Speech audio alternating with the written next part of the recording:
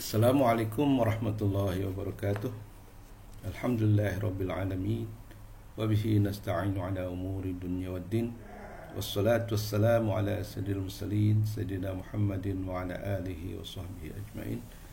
Asyhadu an la ilaha illallah wahdahu la syarika lah wa asyhadu anna Muhammadan abduhu wa rasuluh la nabiyya ba'da. Amma ba'du. Rekan-rekan mahasiswa dan mahasiswi yang saya kasihi, para pemirsa pada umumnya yang saya muliakan, alhamdulillah, puji syukur kehadirat Allah Subhanahu wa taala yang masih memberikan kesehatan kepada kita sehingga kita masih bisa menyelenggarakan perkuliahan ini, yaitu perkuliahan yang keempat dari studi pemikiran tasawuf Al-Ghazali. Tema yang akan saya bawakan kali ini adalah mengenai krisis intelektual dan spiritual Al-Ghazali, ya, yang pernah dialami oleh Imam Al-Ghazali, ya, dan ini penting sebenarnya untuk mengingatkan kepada kita keseriusan Al-Ghazali di dalam mencari kebenaran. Nah, bagi saya, tolab ilmi, itu menuntut ilmu yang diwajibkan oleh agama kita itu tidak lain daripada pencarian kebenaran. Ya, oleh karena itu maka kita mungkin bisa mengambil banyak pelajaran, banyak ibrah yang dari kisah hidup Al-Ghazali yang pernah mengalami krisis berupa keraguan. Ya. Nah, ada dua macam krisis, yaitu krisis intelektual dan krisis spiritual. Susah pisahkan gitu, apakah ini dua peristiwa yang satu mendahului yang lain atau pada waktu yang bersamaan, itu tidak begitu jelas, ya. Tapi semua itu diungkap dalam kitabnya Al-Munqidh minadh Dhalal, ya. Yang itu pun masih diperdebatkan kapan dia menulisnya, apakah pada masa dia menjadi profesor di Nizamiyah University Baghdad ataukah setelah itu. Nah, tapi terlepas dari kronologi kejadiannya, saya hanya akan menceritakan saja apa yang saya dapat pahami dari buku Al-Munqidh minadh Dhalal, dan itu akan sangat menarik saya kira, ya. Oke, mari kita mulai saja. Krisis intelektual spiritual Al-Ghazali dilanda keraguan atau syak atau skepticism, ya. Sebenarnya Al-Ghazali tidak akan mengalami masa krisis intelektual dan skeptisisme ini kalau tidak ada dorongan yang kuat dari dirinya untuk mencari kebenaran sebenar-benarnya, ya, sehingga tidak menimbulkan keraguan sedikit pun di dalam hatinya, dan itulah cita-cita beliau. Nah, tetapi untuk mencapai pengetahuan yang benar, yang meyakinkan, maka pertama Al-Ghazali harus menunda dulu, ya, ide-ide yang pernah dia terima selama ini dari mungkin ratusan ribuan buku atau dari puluhan guru yang pernah mengajarnya untuk ditaruh dulu di luar pikirannya, karena kalau tidak itu akan mempengaruhi pemikirannya, dan dia melakukan dekonstruksi. Kalau saya itu dekonstruksi artinya bangunan-bangunan yang sudah ada dia ratakan dulu untuk kemudian dia sendiri membangun konstruksinya sesuai dengan pengalaman atau, ya, pencapaian dia sendiri gitu. Nah, jadi di sini saya melihat bahwa keinginan untuk menemukan kebenaran itu bisa memang berakibat pada meragukan semua yang pernah dia terima, yang pernah dia alami. Karena kalau tidak begitu, maka kemudian pasti akan ada sisa yang dapat mempengaruhi pencariannya itu, ya. Jadi ibarat kalau kita punya rumah yang sudah lama tidak bisa dipertahankan lagi, maka kita harus meruntuhkan itu, ya, supaya dan diratakan, dan supaya kita bisa membangun baru rumah kita yang sudah dirancang dengan demikian kuat.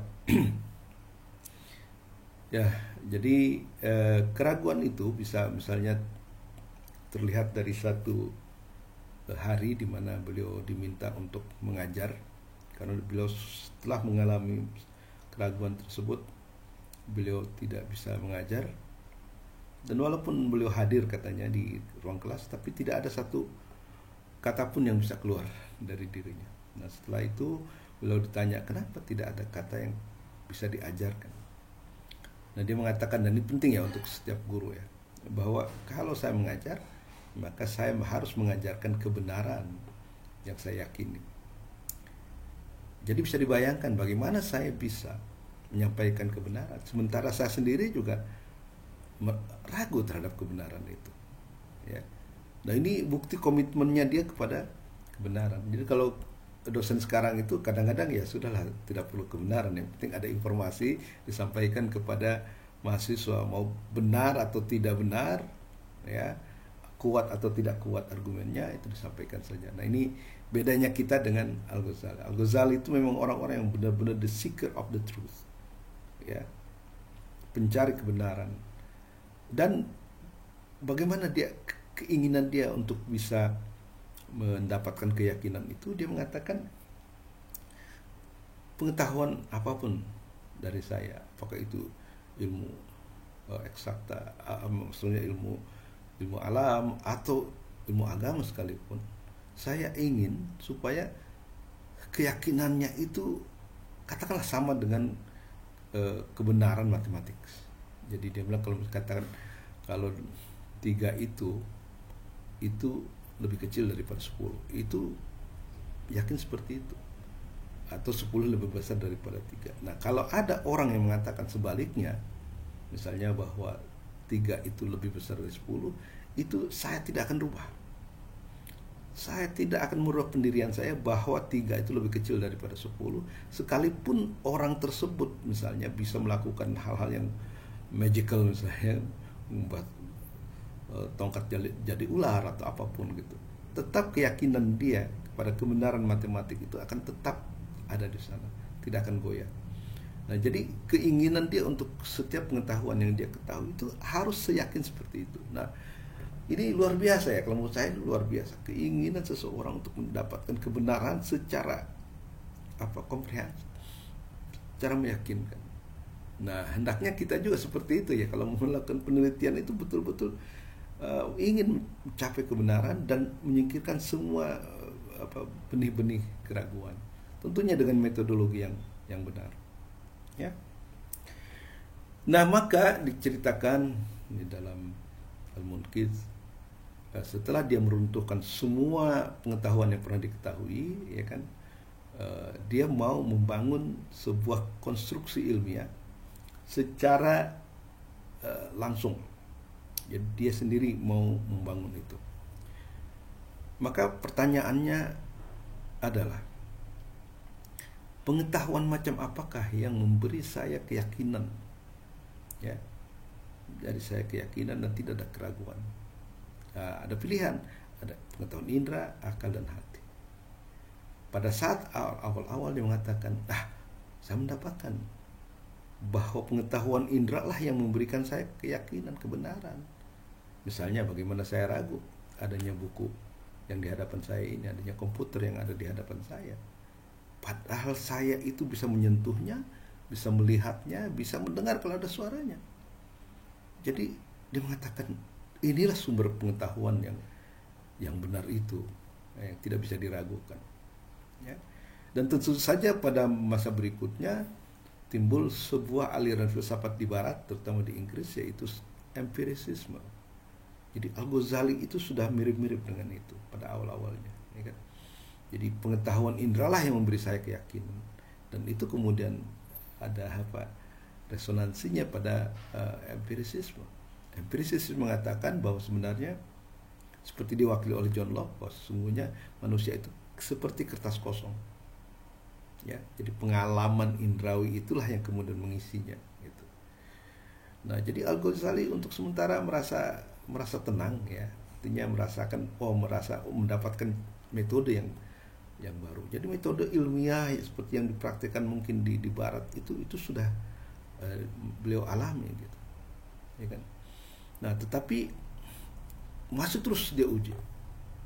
Apa benarkah indera itu melaporkan sesuatu sebagaimana adanya? Ya, karena definisi ilmu adalah ma'rifatus syai' ala ma huwa bihi, pengetahuan tentang sesuatu sebagaimana adanya. Nah, pertanyaannya, apakah pengetahuan yang dilaporkan oleh indera itu merupakan pengetahuan tentang sesuatu sebagaimana adanya? Maka dia mencoba melakukan penelitian. Nah, suatu saat dia melihat sebuah bayangan, katakanlah bayangan rumahnya gitu. Waktu pagi, waktu dia mau berangkat ke universitas, dia melihat bayangan itu jatuh ke sebelah barat karena mataharinya sebelah timur kan. Gitu. Lalu dia perhatikan garis bayangan itu. Dia bilang, nggak bisa, mata saya melihat gerak di situ, berarti itu diam gitu. Nah, itulah kesimpulan pertama ya, berarti dia diam gitu. Tapi begitu dia pulang dari mengajar sore hari, dia mendapatkan bayangan itu sudah bergeser, bukan lagi di sebelah barat, tapi justru ada sebelah timur. Karena apa? Karena matahari kan kemudian bergeser sebelah barat. Nah, walaupun indra tidak bisa melihat pergeseran itu, tapi logika akan mengatakan dia pasti bergerak dong. Nggak mungkin kalau nggak bergerak dia bisa berpindah dari sebelah barat ke sebelah timur. Nah, di situ dia mulai merasakan keraguan ya, bahwa mata itu tidak melaporkan yang sesungguhnya. Nah, itu satu poin. Kemudian dia pelajari lagi. Dia malam-malam dia melihat bintang, ya, dan bintang itu ya kelihatan kecil sekali kan, planet-planet yang ada di langit kelihatan kecil gitu. Tapi dia baca astronomi, ternyata bintang kecil itu tidak betul-betul kecil gitu. Jadi itu kalau kita masih menganggap bintang itu kecil, itu tidak ilmiah karena tidak sesuai dengan apa adanya. Nah, kemudian terus dia mencari ya, sampai kemudian dia bertanya, apakah bulan itu betul-betul spheric ya, artinya berbentuk seperti bola. Padahal setiap kita melihat bulan itu pasti hanya separuh bulan yang kita lihat. Nah, apakah indra bisa membuktikan bahwa ada bagian sebelah atasnya misalnya yang dari bulan itu? Mata nggak bisa melihat, tapi akal kemudian bisa menyempurnakannya. Nah, jadi itulah Al-Ghazali ya. Kalau misalnya sesuatu itu menjawab dengan salah, memberi informasi dengan salah, maka sepertinya bagi dia indra itu pembohong. Ya, dia membohongi kita. Bintang katanya kecil padahal besar, ya kan? Seperti itu. Bayangan tidak bergerak padahal bergerak. Nah, dia bilang kalau kita mendapatkan seseorang atau sesuatu yang pernah berbohong kepada kita, ya, lalu apakah kita bisa percaya 100% kepada orang itu atau kepada benda itu? Tentunya tidak. Oleh karena itu mulailah dia merasakan keraguan daripada metode empiris ini, ya. Dan kemudian timbullah keinsafan bahwa ternyata yang lebih benar itu adalah analisa daripada akal. Ya, jadi walaupun mata tidak bisa melihat pergeseran bayangan, tapi kenyataan bahwa bayangan itu berpindah dari sebelah barat ke sebelah timur, maka logikalah yang tahu bahwa sebenarnya bayangan itu ternyata bergerak, tidak seperti dilakukan oleh mata. Bintang yang dianggap kecil oleh mata, tapi ternyata besar. Tapi yang mengatakan besar itu bukan indra, tapi akal. Bulan yang tidak pernah kita lihat secara penuh, tapi akal bisa menyempurnakan. Maka misalnya dalam kimia Saada maupun dalam Miskatul Anwar, yang nanti kita akan ada sesi tentang Miskatul Anwar ini, dia mengatakan bahwa akal ternyata lebih patut disebut cahaya daripada indra. Ya, jadi mulailah dia kemudian bergeser ke logika, ya, ke akal, dan akal tentu saja menggunakan logika. Nah, apakah akal kemudian bisa memberikan keyakinan yang penuh akan kebenaran, ya memang kalau dibandingkan dengan indera, akal bisa lebih memberikan keterangan yang lebih benar, ya. Tetapi dalam logika itu, dalam penalaran akal itu, kita tidak benar-benar berurusan dengan kebenaran primer, ya. Kebenaran primer itu, ya misalnya seperti tadi pengamatan indera itu, the primary tools. Karena apa? Karena penalaran akal itu sudah disebutnya makusani, menjadi sudah secondary existence gitu. Jadi itu adanya dalam pikiran, bukan dalam realitas. Ada dalam azhan, bukan dalam ayan. Nah, jadi dia sudah meragukan, ya. Jadi misalnya apakah kebenaran logika itu bisa betul-betul dipertahankan? Ya memang kalau kita lihat logika sepertinya benar gitu. Tetapi tidak mungkinkah ada pengetahuan yang lebih benar daripada itu? Nah, kemudian dia terus berpikir, ya, berpikir, dan dia menemukan sebagai contoh, ya. Misalnya dia bilang jangan-jangan kebenaran intelektual itu adalah seperti kebenaran yang kita alami dalam mimpi. Waktu mimpi itu kita merasa betul-betul terjadi, betul-betul itu masuk akal, betul-betul peristiwa mimpi itu kita rasakan sebagai sebuah kebenaran. Tetapi apa yang terjadi setelah kita sadar, lalu kita menemukan ternyata kejadian dalam mimpi itu sangat aneh. Ya, misalnya saja saya pernah gitu yang mimpi bawa mobil tapi tiba-tiba berubah jadi sepeda gitu.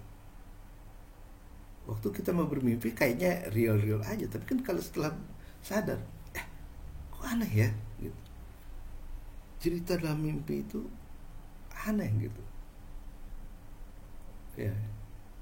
Nah, oleh karena itu maka dia kemudian menyadari jangan-jangan kalau kita mendapatkan pengetahuan yang lebih dalam lagi, maka realitas kebenaran logika itu jangan-jangan itu akan terlihat kelemahannya. Seperti kebenaran mimpi akan terlihat kesalahannya ketika kita bangun, ketika kita sadar. Nah, oleh karena itu dia dilanda lagi, ya, kebingungan dan sebagainya. Maka dia mencoba kemudian hati, ya. Nah, hati ini tentu saja berbeda caranya, ya. Hati itu adalah diasah kepekaannya, ya, dengan latihan spiritual. Nanti kita akan bicara tentang krisis spiritual itu di situ, ya. Nah, kemudian ada sebuah hadis yang dari Nabi yang mengatakan bahwa kehidupan dunia ini mimpi gitu. Jadi bayangkan kalau apa yang kita lihat sekarang ini adalah dianggap mimpi, itu apa jadinya kalau kita kemudian menemukan kesadaran yang lebih dalam. Ternyata realitas dunia fisik ini tidak benar-benar ada. Ya, kalau kita baca misalnya quantum fisik yang mengatakan bahwa ternyata dunia ini tidak memiliki building block. Artinya dulu orang berasumsi bahwa dunia ini adalah terdiri dari atom-atom dan atom itu adalah building block daripada alam semesta ini. Tapi menurut pengamatan quantum physics mengatakan bahwa ternyata atom itu juga bisa dianalisa lagi, diuraikan lagi menjadi misalnya hadron. Nah, hadron itu kemudian bisa dianalisa lagi menjadi quark gitu. Tapi setelah quark dianalisa lagi ternyata hilang gitu. Jadi bayangkan realitas fisik yang kita anggap sebagai satu-satunya kebenaran gitu, itu ternyata pada analisa yang terakhir itu tidak ada gitu, nothing, kecuali kata Peter Capra dalam bukunya The Tao of Physics, adanya hidden connection. Jadi ada koneksi yang tersembunyi gitu. Jadi dunia yang kita anggap real ini ternyata pada kebenaran terakhirnya itu tidak lagi nampak seperti itu. Nah, maka itu memberi pengertian kepada saya ketika misalnya Ibnu Arabi mengatakan bahwa dunia ini adalah bayang-bayang daripada Tuhan. Nah, bayang-bayang itu mungkin terlihat oleh kita, tapi apakah dia real gitu? Nah, ternyata tidak real. Dan itu juga dibenarkan oleh para filosof India ya, yang 4.000 tahun yang lalu, seperti dikutip oleh Michael Talbot, mengatakan bahwa dunia ini maya. Maya itu ilusori ya, ilusi. Jadi tidak benar-benar nyata. Nah, jadi kalau demikian adanya, kalau dunia fisik ini aja sudah dianggap sebagai ilusi, maka mesti ada cara melihat yang lebih dalam lagi. Nah, disitulah kemudian Al-Ghazali bergeser ke intuisi. Nah, disinilah kita kemudian sekalian ya kita ceritakan tentang krisis spiritual. Ya, tadi kan krisis intelektual, krisis spiritual yang dialami oleh Al-Ghazali. Nah, di dalam Al-Munqidh kalau tidak salah ya, dia pernah mengatakan bahwa ketika dia berumur 33 tahun ya, sampai 35 tahun itu beliau diangkat sebagai guru besar ya, Nizamul Muluk, bahkan ada mengatakan rektor daripada Universitas Nizamiyah Pusat di Baghdad. Nah, disitulah dikatakan bahwa dia menulis banyak buku ya, buku-buku filsafat, termasuk juga katanya Al-Munqidh bin Zola, walaupun itu ada yang meragukannya gitu ya. Jadi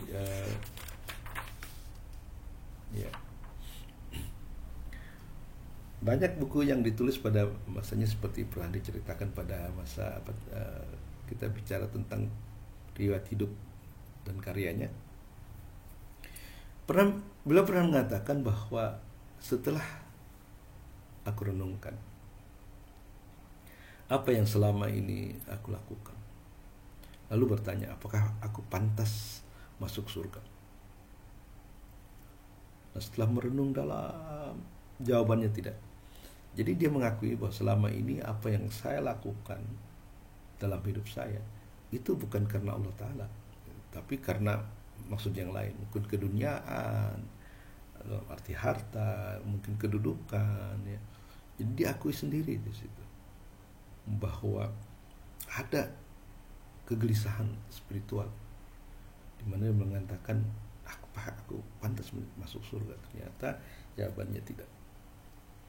Nah, itulah yang mempengaruhi beliau ya di puncak ketenarannya sebagai guru besar di Nizam ya. Dan berkali-kali ada godaan untuk meninggalkan posnya itu, kedudukannya itu di Nizamiyah. Ya, berulang kali timbul hasrat itu, tapi tidak jadi. Mungkin sampai 4-5 kali beliau melakukan itu. Akhirnya pada satu saat dia benar-benar determined, ya benar-benar udah niat banget untuk meninggalkan Baghdad. Dan betul-betul beliau itu kemudian pergi ke Syria ya. Katanya di menara Masjid Umayyah kalau tidak salah, beliau melakukan tahannus ya, melakukan riyadhah rohani ya. Disiplin spiritual yang sangat tinggi di situ. Nah, para ahli sih memberikan informasi yang berbeda, tapi yang masyhur adalah bahwa disitulah Al-Ghazali membutuhkan waktu 10-11 tahun untuk melakukan riyadhah nafs itu ya, latihan jiwa, disiplin jiwa. Dan apa yang dilakukan, dia kemudian mencoba untuk mengenali masalah dia, yang ternyata dia tuh dilanda penyakit apa yang disebut dengan penyakit riya. Artinya riya itu bahwa dia berbuat sesuatu seperti terlihat fine gitu, baik saja gitu, tapi niatnya bukan untuk Allah. Nah, riya inilah yang sebenarnya yang menurut dia merupakan syirik kecil ya, atau biang daripada syirik, dari situ bisa berkembang menjadi syirik yang kemudian menghalangi dia untuk bisa mencapai tujuan, yaitu maksud surga misalnya. Nah, oleh karena itu maka beliau melakukan disiplin rohani ya, berupa ya mungkin zikir-zikir ya, melakukan kontemplasi, tazkiyatun nafs dan sebagainya, untuk membersihkan kembali sisa-sisa riya yang ada di dalam dirinya. Nah, oleh karena itu maka misalnya seperti tercermin dalam buku tafsir Tazkiyatun Nafs saduran oleh Said Hawa, dikatakan bahwa Al-Ghazali mampu menganalisa riya itu sampai ke 13-14 tingkat gitu. Bagaimana dia mengatakan riya itu bisa sampai 13 tingkat? Nah, itu mungkin dia melakukan analisa diri gitu. Karena dia pernah mengalami riya itu, maka dibagi jelas riya itu menjadi demikian dalamnya dan demikian kompleksnya. Ternyata riya itu bermacam-macam. Salah satu contoh saja misalnya, nah, kalau kita di rumah tidak biasa melakukan sholat rawatib ya sebelum sholat fardu gitu. Nah, tetapi ketika kita di masjid kita melakukan itu. Nah, itu macam-macam kemungkinannya ya. Mungkin dia ingin terinspirasi oleh tempatnya yang indah dan sebagainya, sehingga ada dorongan untuk melakukan sholat sunat itu. Atau dia ada perasaan malu, wajah nih kok orang ini kok nggak pernah melakukan sholat sunat gitu. Maka dia lakukanlah sholat sunat itu. Tapi apa itu karena Allah? Nah, rupanya tidak gitu. Nah, oke, itu yang tahap pertama. Tahap kedua, karena dia khawatir dia riya gitu. Ya, khawatir dibilang, "Oh, ini supaya kelihatan soleh ya," gitu. Maka kemudian dia tidak melakukan sholat sunat gitu. Nah, apakah itu sudah terhapus dari riya? Ternyata belum tentu gitu.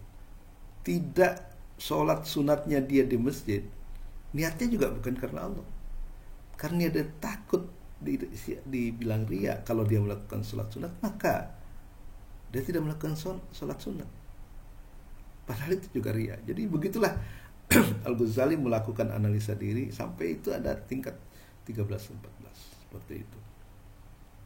Nah, jadi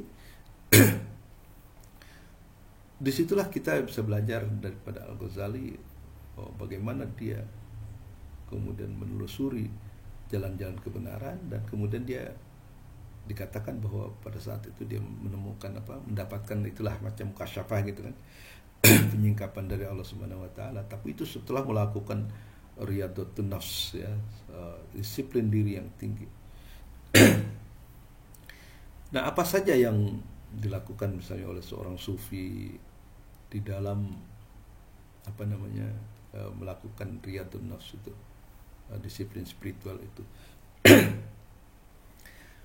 Nah, ada beberapa cara ya, atau sebenarnya cara yang sama tapi dengan istilah yang berbeda. Kita mengenal adanya istilah takhalli, tahalli, tajalli. Dan ini umum ya dalam diskusi tasawuf itu, adanya 3 bagian itu. Apa itu takhalli?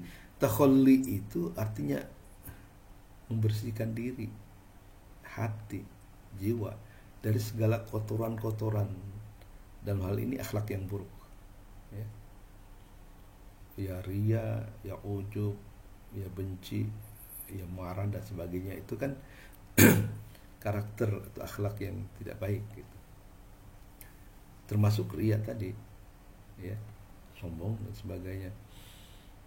Nah, dalam tahap awal sepertinya takhalli itu memang sangat penting.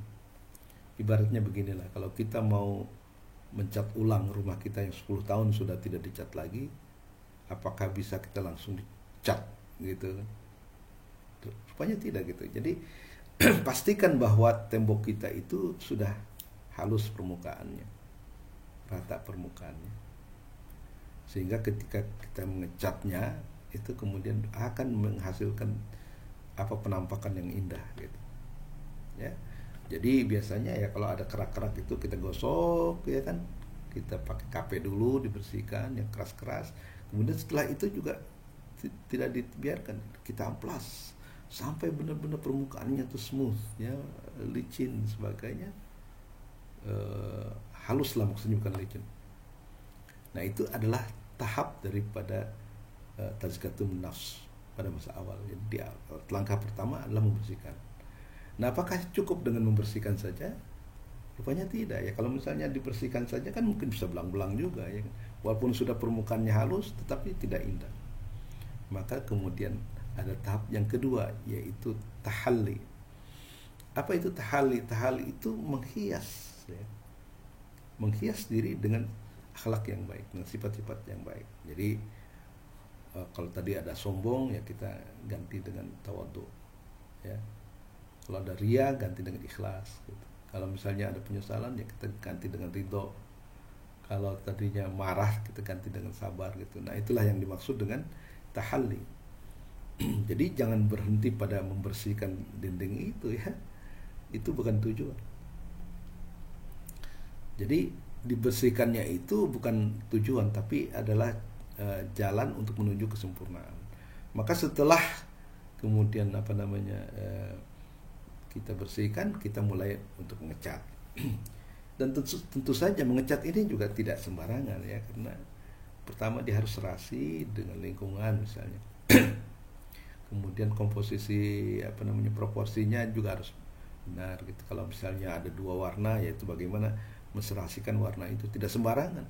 Mungkin juga cara menyapunya juga harus ada, misalnya dari atas ke bawah dan sebagainya, supaya tidak terlihat kacau gitu. Nah, jadi tahalli itu menghias diri kita dengan akhlak-akhlak yang baik dan sebagainya, dan itu luar biasa. Sebenarnya kita membutuhkan seorang mursyid ya untuk melakukan itu. Tapi saya tidak tahu apakah Al-Ghazali itu melakukannya sendiri atau tidak gitu. Nah, baru setelah kita melakukan takhalli dan tahalli, maka ada tahap berikutnya, itu tajalli. Jadi tajalli itu sifat-sifat baik itu kemudian nampak gitu, memancar ya dari diri kita. Jadi kalau rumah itu setelah dicat itu dengan cat yang serasi, dengan pengerjaan yang baik, maka rumah itu bisa menunjukkan keindahan. Dan itulah adalah artinya tajalli. Tajalli itu manifestasi. Bukan dalam hal sufi, adalah manifestasi di sifat-sifat abadi Tuhan yang kemudian muncul dalam diri manusia. Karena Nabi juga pernah mengatakan takhallaqu bi akhlaqillah, berakhlaklah dengan akhlak Allah. Artinya ceraplah sifat-sifat Allah yang baik itu ke dalam diri kita. Nah, kalau kita sudah mencerapnya, itu sama seperti kita mencat, dan kemudian akan nampak dalam diri kita sesuatu yang indah. Dan itulah sebenarnya yang disebut dengan tajalli. Itulah pengertian saya. Mungkin salah ya, kalau keliru mohon maaf gitu. Nah, tetapi yang menarik dan ini adalah mungkin bagian akhir ya daripada kuliah kita hari ini. Yang menarik adalah peristilahan yang digunakan oleh Al-Ghazali sebagaimana disadari oleh Said Hawa. Jadi kalau tidak salah dia menyebutnya itu tatahur. Ya. Tatahur itu ya arti membersihkan gitu. Nah, membersihkan jiwa kita. Itu hampir samalah sebenarnya dengan takhalli gitu. Jadi bagaimana kita membersihkan diri dari sifat riya yang bermacam-macam itu, sehingga kemudian ibadah kita menjadi ikhlas karena Allah Ta'ala, dan dengan itu insya Allah kita akan diberikan surga ya, itu pertama. Kemudian kalau tidak salah itu tahakkuk ya. Tahakkuk itu artinya realisasi diri ya. Jadi setelah kita melakukan pembersihan diri, maka kemudian ada realisasi diri. Jadi kita mencoba mencerap sifat-sifat Tuhan itu dan merealisasikan diri, merealisasikan dalam kehidupan sehari-hari. Kesabaran ya, pemaaf, berbuat ihsan, itu kan sifat-sifat Allah. Ghafur Rahim, Maha Kasih, Maha Sayang, Ar-Rahman Ar-Rahim dan sebagainya. itu disebut tahakkuk ya. Ya, jadi tahakkuk itu adalah tahap di mana kita mencoba merealisasikan sifat-sifat baik Tuhan gitu. Dan yang terakhir kalau tidak salah itu takhalluq. Ya, takhalluq ini artinya kita sudah bisa mencerap sifat-sifat Tuhan yang tertentu ya, yang tentu yang bisa direalisasikan oleh manusia. Ya, sesuai dengan tadi hadis Nabi mengatakan takhallaqu bi akhlaqillah. Berakhlaklah kamu ya, ceraplah sifat-sifat Tuhan ke dalam diri kamu sehingga kamu bisa menirukan sifat-sifat Allah itu. Dan kalau itu yang terjadi, maka disitulah disebut takhalluq. Jadi ada semacam ya tadi kayak macam tajali gitu. Jadi sifat-sifat Tuhan itu terlihat dalam diri manusia. Dan ini mengingatkan saya kepada Abdul Karim Al-Jili yang menuliskan kitab Al-Insanul Kamil, di mana beliau mengatakan bahwa manusia itu bisa menjadi tempat tajalli, mazhar tajalli daripada sifat-sifat Allah. Ya, jadi sifat-sifat Allah yang ihsan, ya, muhsinin, ya itu bisa kita terapkan. Karena Allah mengatakan ahsinu kama ahsanallahu ilaikum. Berbuat baiklah kamu kepada sesama sebagaimana Allah telah berbuat baik kepada dirimu. Gitu. Jadi ada ihsan dan itu kemudian kita terapkan. Ghafurur Rahim, kita menjadi pemaaf dan sebagainya, sehingga kemudian kita betul-betul melakukan itu. Jadi itulah tajalli sifat, tapi juga bisa tajalli asma. Ya, misalnya nama seseorang terhapus terus digantikan dengan nama Allah. Nah, itulah yang terjadi pada misalnya Al-Halaj. Nama Al-Halaj kemudian terhapus, lalu dia mengatakan Anal Haq, aku adalah kebenaran, aku adalah Allah gitu. Atau juga bisa tajalli af'al. Tajalli af'al itu adalah bahwa kita yang melakukan, tapi sebenarnya pada hakikatnya itu adalah Allah yang melakukan. Ya, misalnya ada ayat Quran mengatakan wa ma ramaita iz ramaita walakinallah rama. Bukan engkau ya Muhammad yang melempar ketika engkau melempar, tapi Allah lah yang melempar. Kenapa? Karena Nabi Muhammad tidak melempar kecuali berdasarkan perintah Allah. Jadi bukan kehendak ego dia melempar. Mungkin melempar senjata atau debu ya, dalam banyak versi gitu. Tapi itu artinya karena dia tidak melakukannya itu dengan hawa nafsu dia, maka yang dilakukannya itu pada hakikatnya adalah Allah. Jadi itulah mazhar tajalli af'al. Atau dalam bicara, ya, sehingga Al-Quran mengatakan wa ma yantiqu 'anil hawa in huwa illa wahyu. Karena Nabi Muhammad tidak berbicara atas nama hawa nafsu, maka apa yang dikatakannya tidak lain daripada wahyu. Jadi Nabi Muhammad yang secara lahiriah mengatakan itu, tapi sebenarnya Allah lah yang mengatakan itu. Nah, kemudian ada hadis yang terkenal ya dalam literatur tasawuf itu, bahwa Allah mendengar melalui kuping mereka, melalui telinga mereka, dan Allah berbicara melalui lisan mereka dan sebagainya. Ya, jadi menurut saya itulah ya yang terjadi pada diri Al-Ghazali. Dan setelah di ujung proses itu beliau mengatakan aku mendapatkan semacam revelation, semacam mukasyafah ya, penyingkapan dari kebenaran itu. Jadi apa yang selama ini diragukan kemudian mendapatkannya kembali, dan setelah itu dia tahu mana yang benar, mana yang salah, dan mungkin dengan itu dia bisa mengkritik pandangan-pandangan sebelumnya. Tapi yang penting bahwa tujuan cita-cita utama untuk mencari kebenaran menurut beliau telah dicapai. Nah, itu saja yang bisa saya sampaikan, mudah-mudahan bermanfaat. Ya, lebih kurangnya saya mohon maaf atas ketidakakuratan misalnya karena banyak versi. Akhirul kalam, Assalamualaikum warahmatullahi wabarakatuh.